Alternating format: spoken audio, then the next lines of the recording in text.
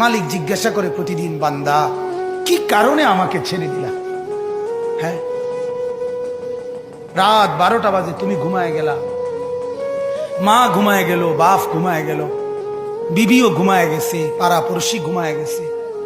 আল্লাহ বলেন, আমি তো ঘুমাই নাই বান্দা, আমিও তো ঘুমাই নাই।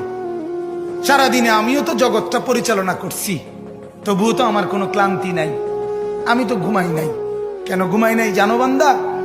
রাতের 2টা বাজে যদি তোমার পেশাব করতে হয়, রাতের 3টা বাজে যদি তোমার দরজা খুলতে হয়, তখন যদি তোমাকে উঠতে হয়, আর আমি যদি ঘুমায় যাই বান্দা, তোমারে চোখ মেলে দিবে কি?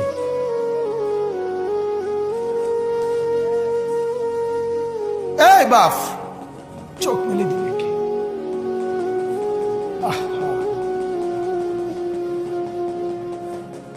আল্লাহ আমাদেরকে মাফ করে। কোরআনুল কারীমের মধ্যে আল্লাহ তাআলা বলছে, ওয়া হুয়াল্লাযী ইয়াতাওয়াফফাকুম বিল-লাইল। কোরআনে আল্লাহ বলে, বান্দা শোনো, প্রত্যেকটা মানুষকে রাত গভীরে যে ঘুম আমি দেই, সেটা ঘুম না, আমি ওয়াফাত দেই, আমি মূলত মৃত্যু দিয়ে দেই।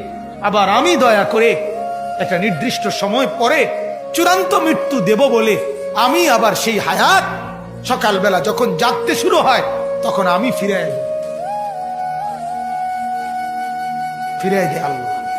এমনও মানুষ আছে পৃথিবীতে, রাত্রিবেলা ঘুমাইছিল ভালো মানুষ, সকালবেলা আর জাগে নাই।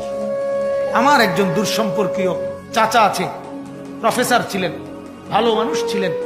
রাত্রিবেলা জলজ্জান্ত মানুষ ঘুমাইছে, সকালবেলা আর দরজা খুলে দেখছে ওই মানুষটা জীবিত ছিল না, মারা গেছে। হতে পারে না? হতে পারে কিনা বলেন না?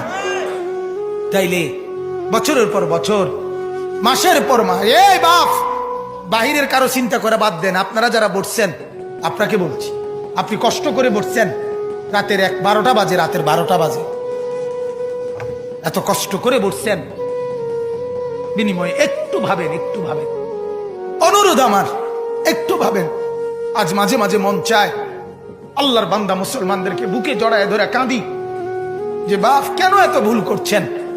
আল্লাহকে কেন এত নারাজ করছেন? যার বিবি বেপর্দা, আপনি আল্লাহকে কত পরিমাণ নারাজ করাচ্ছেন।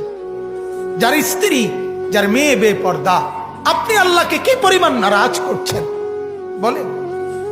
এক কুকুর মরলে, লাশ ফেলে রাখলে যেই দুর্গন্ধ ছড়ায়, সেই দুর্গন্ধে অল্প কিছু মানুষের কষ্ট হয় কিছুক্ষণ, কিন্তু এক নারী বেপর্দা হাঁটলে যে যুবকগুলোর চরিত্র নষ্ট হয়, সেই নারী এক মরা লাশওয়ালা কুত্তার চাইতেও বেশি দুর্গন্ধ ছড়ায়।